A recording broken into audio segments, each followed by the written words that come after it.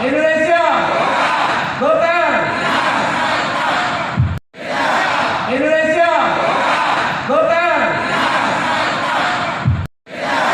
Indonesia Golkar. Indonesia Golkar. Indonesia Golkar. Indonesia Golkar. Terima kasih.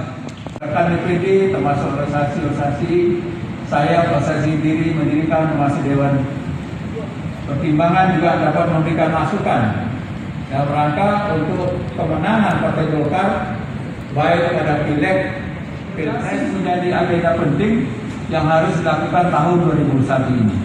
Karena di samping pilkada juga ada pileg, kemudian juga ada pilpres.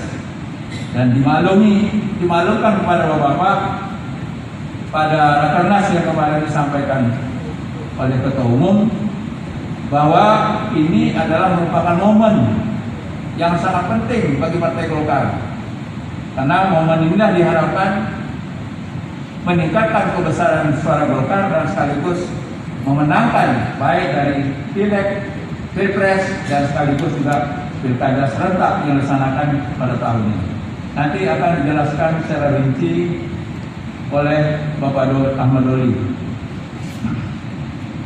DPD Partai Golkar Riau telah melakukan konsolidasi rotasi dengan telah menggelar musyawarah daerah kabupaten kota seprovinsi Riau sebagai berikut: 1 Kabupaten Kampar, 2 Kabupaten Sengingi, 3 Kabupaten Indragiri Hilir, 4 Kabupaten Rokan Hulu, 5 Kabupaten Siak, 6 Kabupaten Pelalawan, 7 Kota Dumai, 8 Kabupaten Bengkalis, 9 Kabupaten Pulau Meranti, dan 10 Kota Pekanbaru.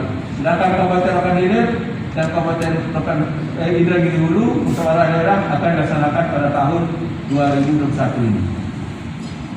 Perlu disampaikan bahwa pelaksanaan musyawarah daerah di 10 kabupaten kota dengan mengedepankan prinsip musyawarah dan mufakat dalam menetapkan calon ketua DPD 2 Partai Golkar kabupaten kota. Harapan kita di 2 kabupaten yang belum musda prinsipnya juga sama yang akan kita lakukan.